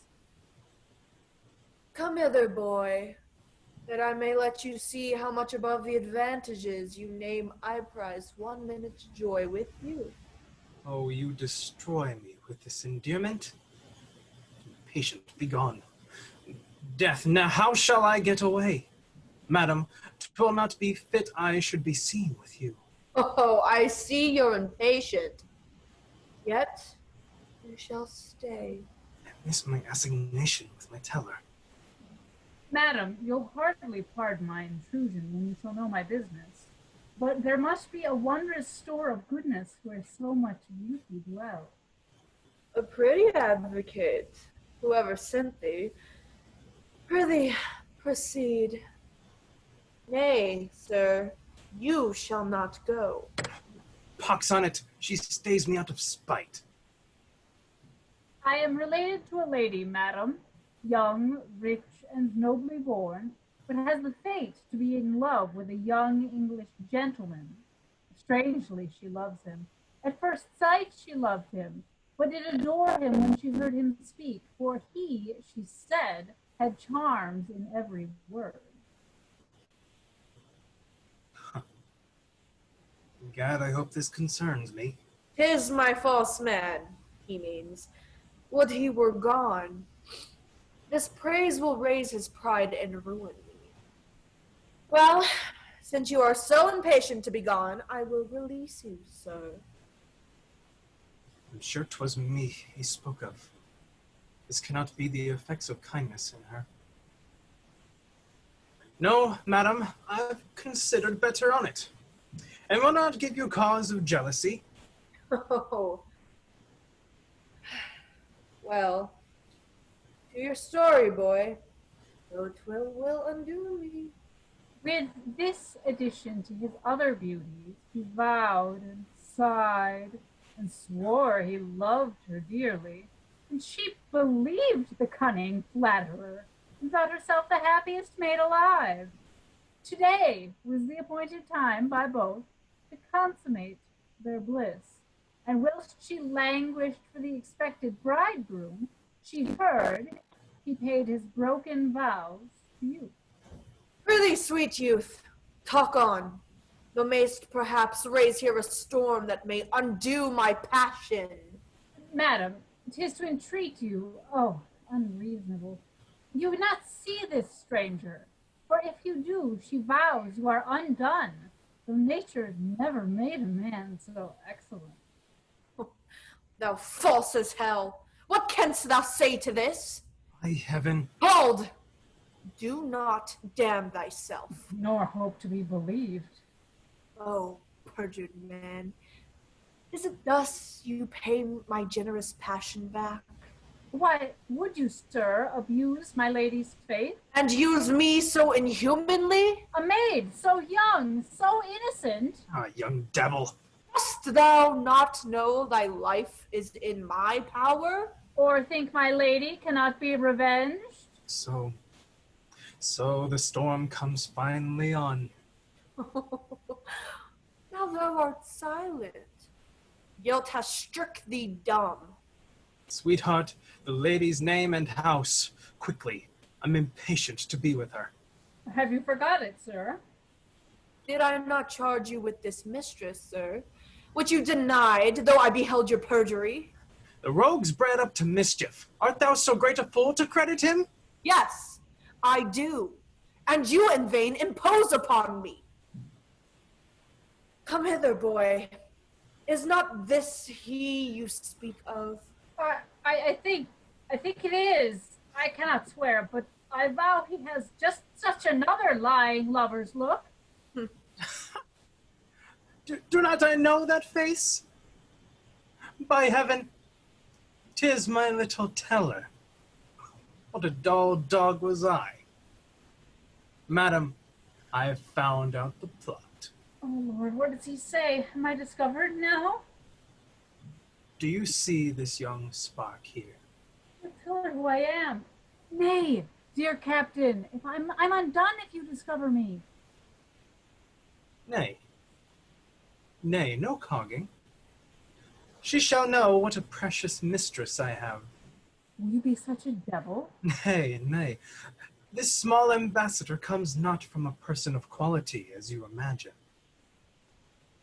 And he says, but from a very errant fortune-teller, the talkingst, prattingst one thou ever sawest. You are mistaken. She's a Spanish woman made up of no such dull materials. Materials? Egad! And she be made of any that will either dispense or admit of love. I'll be bound to continence. Unreasonable man, do you think so? You may return, my little brazen head, and tell your lady that till she be handsome enough to be beloved, or I dull enough to be religious, there will be small hopes of me. Did you not promise then to marry her? Not I, by heaven. You cannot undeceive my fears and torments till you have vowed you will not marry her. He swears that he'll be revenged on me indeed for all my roveries. I know what argument you'll bring against me. Fortune and honor. Honor. I tell you, I hate it in your sex. And to satisfy your jealousy, I swear. By heaven, there's no faith in anything he says. Madame, Don Antonio. Come hither. Antonio? He'll certainly discover me. I'll therefore retire without a ceremony. I'll see him. Get my coach ready. It awaits you, madam. This is lucky. What, madam? Now I may be gone and leave you with the enjoyment of my rival? Dull man, be gone, and never let me see thy cozening face again, lest I relapse and kill thee. Yes, you can spare me now. Farewell, till you are in a better humor. Now for my teller. For though to worse we change, yet still we find new joys, new charms, in a new miss that's kind. Oh, with what willing haste he took his leave, as if the longed-for minute were arrived of some blessed assignation. Then, since I am not fit to beloved, I am resolved to think on a revenge on him that soothed me thus to my undoing. We're happily escaped, yet I tremble still. A lover and fear? Why, I am but half a one, and yet I have courage for any attempt. Would Helena were here. I would fain have had her as deep in this mischief as we are. She'll fare ill else. She pretended to visit the Augustine nuns, but I believe some other design carried her out. Pray heavens we light on her. Then to our business. I delivered your letter, your note to Belville, when I got out under the pretense of going to mass. I found him at his lodging, and believe me, it came out seasonably, for never was a man in so desperate a condition. I told him of your resolution of making your escape today if your brother would be absent long enough to permit you. If not, die rather than be Antonio's. Thou shouldst have told him I was confined to my chamber upon my brother's suspicion, that the business on the Molo was a plot laid between him and I. I said all this, and told him your brother was now gone to his devotion, and he resolves to visit every church till he find him. And not only undeceive him in that, but caress him so as shall delay his return home. is before us is Belville's lodging. She's gone in as readily as if she knew it. I dare not venture in. I'll watch my opportunity.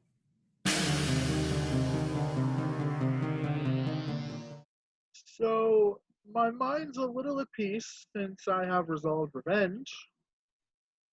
A pox on this tailor, though, for not bringing home the clothes I bespoke. And a pox of all poor cavaliers, a man can never keep a spare suit for them. And I shall have these rogues come in and find me naked, and then I am undone. But I am resolved to arm myself. The rascal shall not insult over me too much. This house is haunted, sure. 'Tis well furnished, but no living thing inhabits it. A man, oh, heavens, how he is attired. I tremble now for fear, and yet I must venture now to speak to him. Sir, if I may interrupt your meditations. What's here?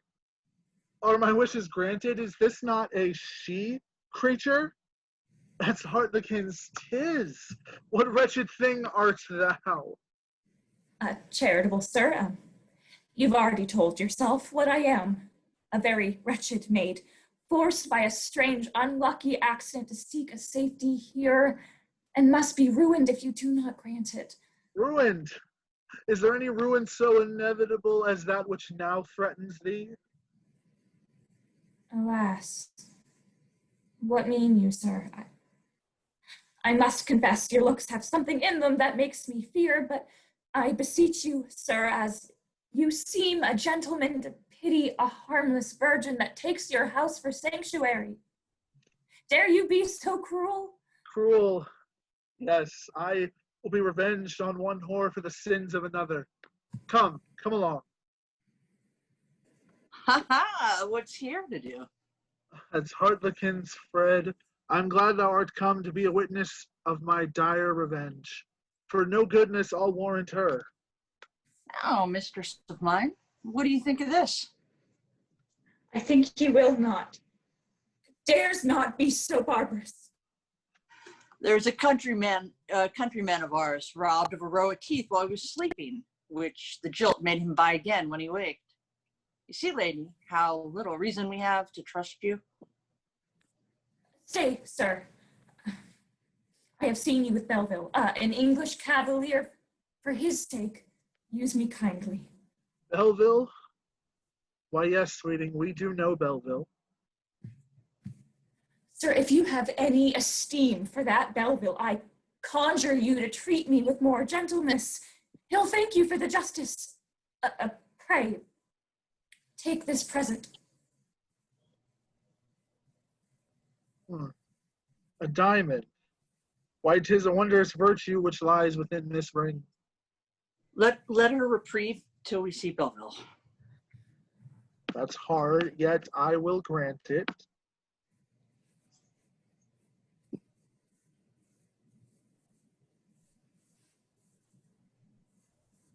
Oh, sir, the colonel has just come with his new friend and a Spaniard of quality, and talks of having you to dinner with him. Oh, 'tis Hartlekin's. I'm undone. Harkye, Fred, lock up the wench in your chambers. Fear nothing, ma'am. Whatever he threatens, you're safe whilst in my hands. And, sir, upon your life, say I am not at home, or that I am asleep, or anything. Away. I'll prevent them coming this way.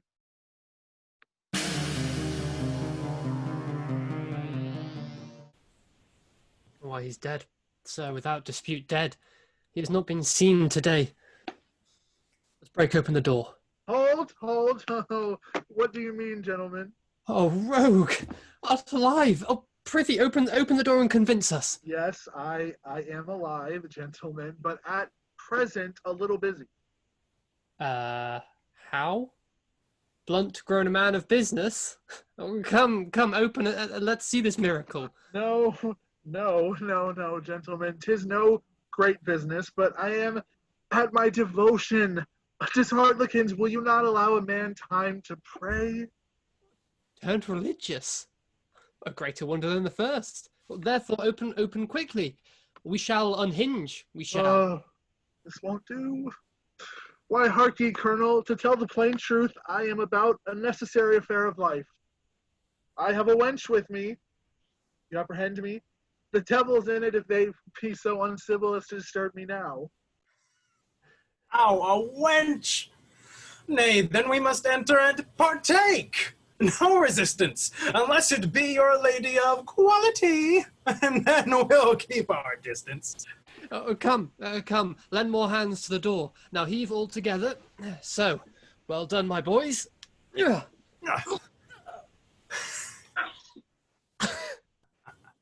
Hark ye, sir, laugh out your laugh quick.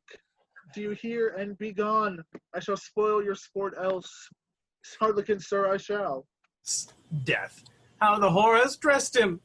Faith, sir, I am sorry. Are you, sir? Kept to yourself, then. Sir, I advise you, for I can as little endure your pity as his mirth. Oh, indeed, Willmore, thou wert a little too rough with Ned Blunt's mistress, call a person of quality whore, and one so young, so handsome, and so eloquent. Or the devil, sir. You laugh. Look, settle me a good sober countenance, and that quickly too, or I shall know Ned Blunt is not. Not everybody, we know that. Not an ass to be laughed at, sir. I have revenge within my power, for now I have got into my possession a female who had better have fallen under any curse than the ruin I designed her. As harlequins, she assaulted me here in my own lodgings, and had doubtless committed a rape upon me, had this sword not defended me. I knew not that, but oh, my conscience, thou hadst ravished her. Had she not redeemed herself with a ring? Let's see it, Blunt. The ring I gave Florinda when we exchanged our vows. Hark ye, fool, be advised and conceal both the ring and the story for your reputation's sake. Come, where's the wench? We'll see her. Let her be what she will. We'll see her. Aye, let us see her. I can soon discover whether she be of quality or for your diversion. Well, she's in Fred's custody. Death, what shall I do? Stay, gentlemen, yet if I hinder him, I shall discover all. Hold, let's go one at once. Give me the key. Nay, hold there, Colonel. I'll go first. Come, sir, I'll conduct you to the lady. Well, to hinder him will certainly discover. Doest know, dull beast, what mischief thou hast done? Aye, to trust our fortune to lots, a devil on it. 'Twas madness. That's the truth on it. Oh, intolerable sot.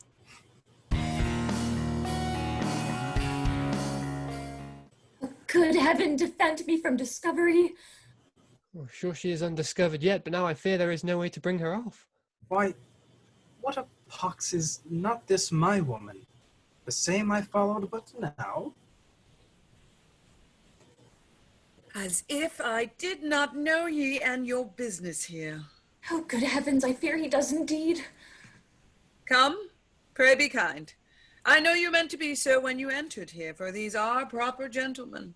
But, sir, perhaps the lady will not be imposed upon. She'll choose her man. I am better bred. Nan to let her leave her choice free.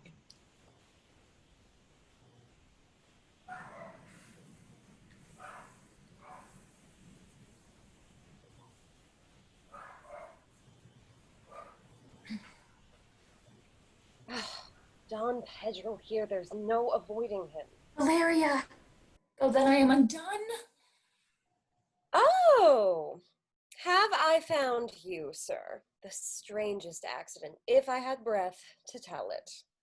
Speak, is Florinda safe? Hellena well? Aye, sir, Florinda is safe from any fears of you. Why, where is Florinda? Speak. Aye, where indeed, sir? I wish I could inform you, but to hold you in no longer in doubt. Oh, what will she say? She's fled away, In the habit of one of her pages, sir. But Callis thinks you may retrieve her yet, if you make haste away. She'll tell you, sir, the rest, if you can find her out.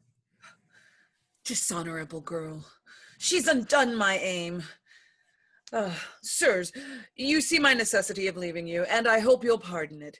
My sister, I know, will make her flight to you, and if she do, I shall expect she should be rendered back. I shall consult my love and honour, sir. Oh, my dear preserver, let me embrace thee. What the devil's all this? Mystery by this light. Come, make haste and get yourselves married quickly, for your brother will return again. I am so surprised with fears and joys, so amazed to find you here in safety. I can scarce persuade my heart into a faith of what I see. Hark ye, Colonel, is that mistress who has cost you so many sighs, and me so many quarrels with you? It is. Pray, give him the honour of your hand. Thus it must be received then, and with it, give your pardon too.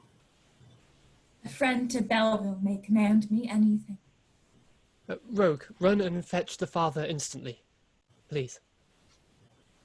So, now do I have not a syllable to plead my own cause with.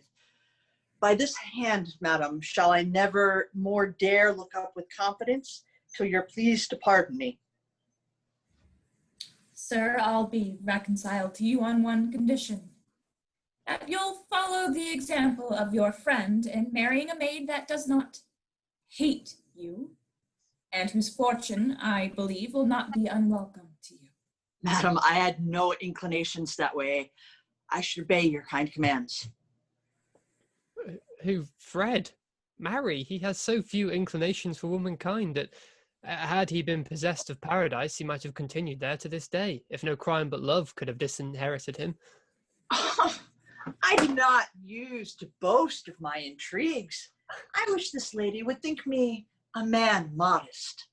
She should be sorry then, and not like you half so well, and I should be loath to break my word to you, which was that if your friend and mine are agreed, it should be a match between you and I.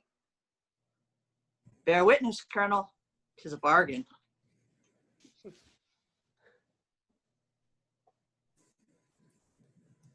I have a pardon to beg too, but it's Harlequins I am out of countenance that I am a dog if I can say anything to purpose. Sir, I heartily forgive you all. Nobly said, sweet lady. Belville, prithee, present her her ring again. I've brought the father you asked for. Oh, 'tis well. And now, my dear Florinda, let's fly to complete that mighty joy we have so long wished and sighed for. Come, Fred, you'll follow? Your example, sir. 'Twas ever my ambition in war, must be so in love. And must not I see this juggling knot tied? No. Thou shalt do us better service and be our guard, lest Don Pedro's sudden return interrupt the ceremony. Content. I'll secure this pass. Sir, there's a lady without would speak to you. Conduct her in. I dare not quit my post.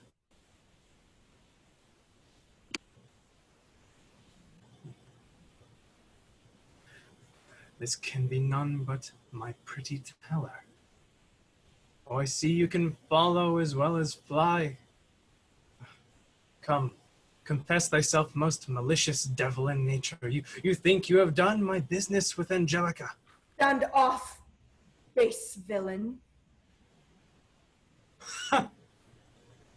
'Tis not she. Who art thou? And what's thy business? One thou hast injured, and who comes to kill thee for't? The devil canst thou mean? By all my hopes to kill thee. Prithee, on what acquaintance? For know thee not. Behold this face, so lost to thy remembrance, and then call all thy sins about thy soul, and let them die with thee. Angellica. Yes, traitor. Does not thy guilty blood run shivering through thy veins? Faith, no, child, my blood keeps its old ebbs and flows still. In that unusual heat, too, that could oblige thee with a kindness, had I but opportunity. Oh, devil! Dost wanton with my pain? Have at thy heart! Hold, dear Virago. Hold thy hand a little. I'm not now at leisure to be killed. Hold and hear me.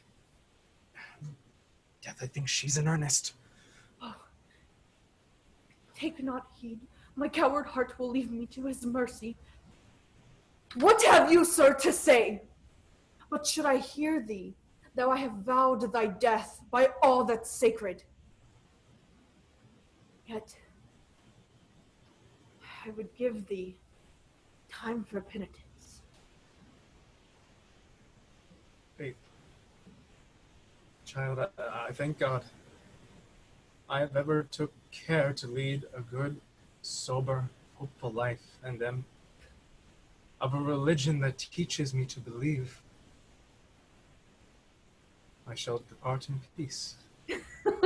So will the devil. Tell me, how many poor, believing fools thou hast undone? How many hearts thou hast betrayed to ruin? Oh, perjured man, just this, and with thy oaths, which on thy knees thou didst devoutly make, softened my yielding heart, and then I have been content with vanity and joy forever, hadst thou not broke those vows that brought it on. Broke my vows? Why, where hast thou lived? Amongst the gods? For I never heard of mortal man that has not broke 1,000 vows. Oh, impudence! Angellica, that beauty that has been too long tempting, not to have made 1,000 lovers languish, who in the amorous favor no doubt have sworn, like me. Did they all die in that faith? Still adoring? I do not think they did. No, faithless man. Had I repaid their vows as I did thine, I would have killed the ungrateful that had abandoned me. This old general has quite spoiled thee. Nothing makes a woman so vain as being flattered, you domineer, and throw your favors in its teeth, upbraiding him still with the defects of age, but the gay, young, brisk lover that brings his equal fires, and can give you dart for dart, he'll be as nice as you sometimes. All this thou'st made me know, for which I hate thee. Had I remained an innocent security, I should have thought all men were born my servants, and worn my power like lightning in my eyes, to have destroyed at pleasure when offended. But when love held the mirror, the undeceiving glass reflected all the weakness of my soul. Oh, how I fell like a long-worshipped idol, which blind devotion offered at my altars hath fallen to thee. Why wouldst thou then destroy my fancied power? By heaven, thou art brave, and I admire thee strangely. I wish I were that dull, that constant thing, which thou wouldst have. And nature never meant me. I must, like cheerful birds, perch on every bough, billing the next kind, she that flies to meet me. Yet after all could build my nest with thee, thither repairing when I loved my round, and still reserve a tributary flame. Oh, that thou wert earnest. So mean a thought of me would turn my rage to scorn. And I should pity thee, and give thee leave to live, which, for the public safety of our sex and my own private injuries, I dare not do. Prepare. I will no more be tempted with replies. Sure. Another word will damn thee. I've heard thee talk too long. Ha! Angellica! Antonio, what the devil brought thee hither? Love and curiosity. Seeing your coach at door, let me disarm you of this unbecoming instrument of death. Among the number of your devotees, was there not one worthy the honor to have fought your quarrel? Who are you, sir, that you are so very wretched to have merit death from her? One, sir, that could have made a better and end of an amorous quarrel without you than with you. Sure, 'tis some rival. Ha! The very man took down her picture yesterday. The very same that set on me last night. Huh. Blessed opportunity. Hold, sir! You're mistaken. By heaven, the very same. Sir, what pretensions have you to this lady? Sir, I don't use to be examined, and am ill at all disputes but this. Oh, hold! You see he's armed with certain death!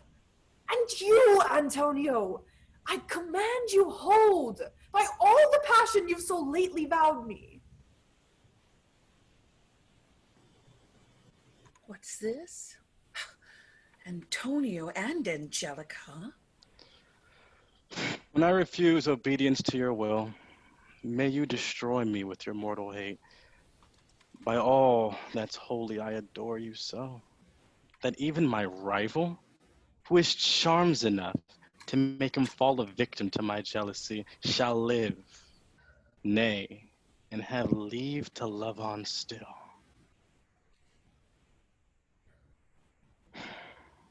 What's this I hear? Antonio, yesterday I'd not have sold my interest in his heart for all the sword has won and lost in battle. But now, to show my utmost of contempt, I give thee life, which if thou wouldst preserve, live where my eyes may never see thee more. Live to undo someone whose soul may prove so bravely constant to revenge my love. Antonio, stay. Don Pedro. What coward fear was that prevented thee from meeting me this morning on the Molo? Meet thee? Yes, me. I was the man that dared thee to it. I sent my sword, and one to do thee right, finding myself incapable to use the sword. But 'twas Florinda's quarrel that we fought. And you, to show how little you esteemed her, sent me your rival, giving him your interest. But when I meet you fit for dispute, I'll tell you my resentment.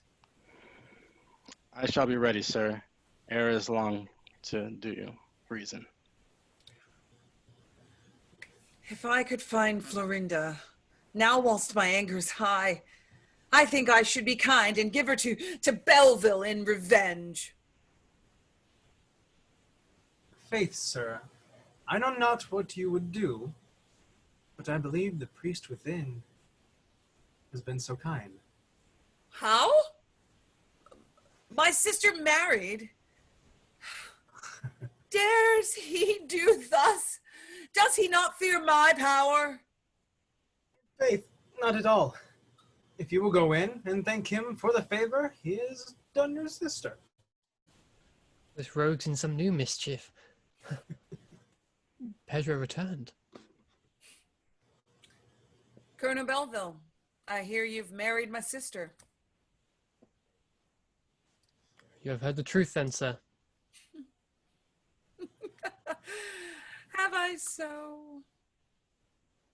Then, sir, I wish you joy. How? By this embrace I do, and glad on it. Are you in earnest? By our long friendship and my obligations to thee I am.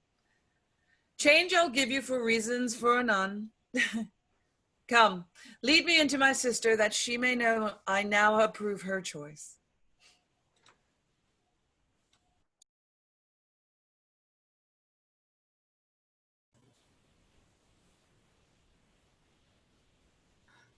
Ha! My teller. Now 1,000 blessings on thee for this kindness. Egad, child, I was in despair of ever seeing thee again. My friends are all provided for within, each man his kind woman. I thought they had served me some such trick. And I was in resolve to go aboard, condemn myself to my lone cabin, and the thoughts of thee. And could you have left me behind? Would you have been so ill-natured? Why, 'twould have broke my heart, child. But since we are met again, I defy foul weather to part us. And would you be a faithful friend now, if a maid should trust you? For a friend, I cannot promise. Thou art of form so excellent, a face and humor too good for cold, dull friendship. I was never clawed away with broadsides from any female before. Thou hast one virtue I adore, good nature. I hate a coy, demure mistress. She's as troublesome as a colt. I'll break none. No. Give me a mad mistress when mowed, and in flying one I dare trust upon the wing, that whilst she's kind, will come to the lure. Nay, as kind as you will, good captain. Whilst it lasts, but let's lose no time. My time's as precious to me as thine can be. Therefore, dear creature, since we are so well agreed, yet we'll have no vows but love, child. Marriage is as certain a bane to love as lending money is to friendship. I'll neither ask nor give a vow, though I could be content to turn teller myself to have the pleasure of working that great miracle of mankind, a maid a mother. If you durst venture, and if I miss, I'll lose my labor. And if you do not lose, what shall I get? A cradle full of noise and mischief with a pack of repentance at my back? Can you teach me to weave inkle to pass my time with? I can teach thee to weave a true love's knot better. So can my dog. Well, I see we're both upon our guard, and I see there's no way to conquer good nature but by yielding. Here, give me thy hand. One kiss and I am thine. One kiss. How like my page he speaks. I am resolved you shall have none for asking such a sneaking sum. A kiss, a cuddle. Farewell, Captain Single Kiss. Nay, if we part so, let me die like a bird upon a bough, at the sheriff's charge. I adore thy humor and will marry thee. And we are so of one humor, it must be a bargain. Give me thy hand. Oh my God, a mercy, Captain. But hark ye, the bargain is now made. But it is not fit we should know each other's names. That when we have reason to curse one another hereafter, and people ask me who 'tis I give to the devil, I may at least be able to tell what family you came of. Good reason, Captain. And where I have cause, as I doubt not, but I shall have plentiful, that I may know at whom to throw my blessings, I beseech ye your name. I'm called Robert the Constant. A very fine name. I hope you have a better. that a man may name without crossing himself. You were so merry with mine. I am called Hellena, the inconstant.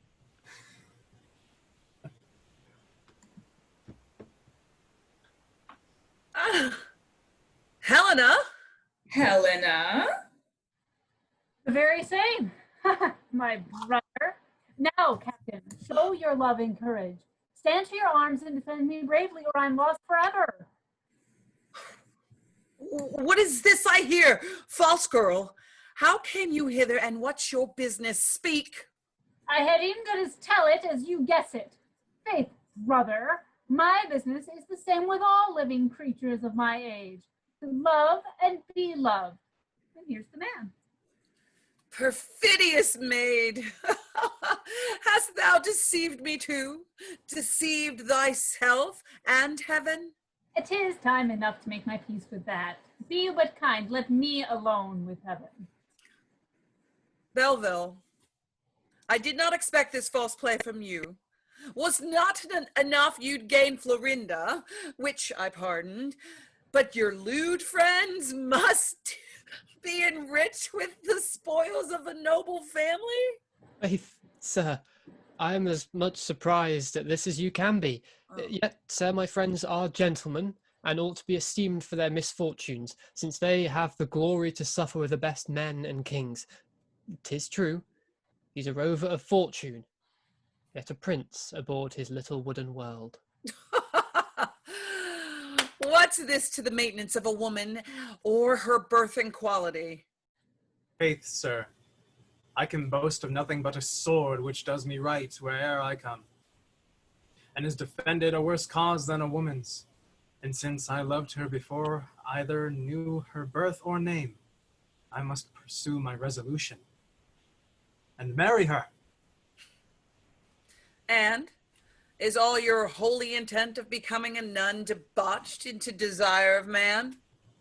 Why, I have considered the matter, brother, and find the 300,000 crowns my uncle left me and you cannot keep from me will be better laid out in love than in religion, and turn to as good an account. Let the most voices carry it, for heaven or for the captain. Heaven! Captain! Captain. You, sir, 'tis a clear case. Faith, sir, I am of a nation that are of opinion a woman's honor is not worth guarding when she has made a mind to part with it. Well said, Captain. This was your plot, mistress. But I hope you have married one that will revenge my quarrel to you. There's no altering destiny, sir. Sooner than a woman's will.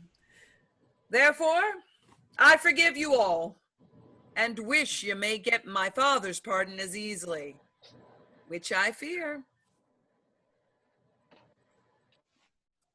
Well, sir, harlequins, I tell you 'tis damnable ill, a Spanish habit, good Lord. Could the devil and my tailor devise no other punishment for me but the mode of a nation I abominate? Well, methinks 'tis well. It makes the Locaine cavalier. Come, sir, settle your face and salute our friends, lady. Ah, sayest thou so, my little rover? Lady, if you be one, give me leave to kiss your hand and tell you, as harlequins, for all I look, I am your humble servant. A pox of my Spanish habit. Hark, what's this? Sir, as the custom is, the gay people in masquerade who make every man's house their own are coming up.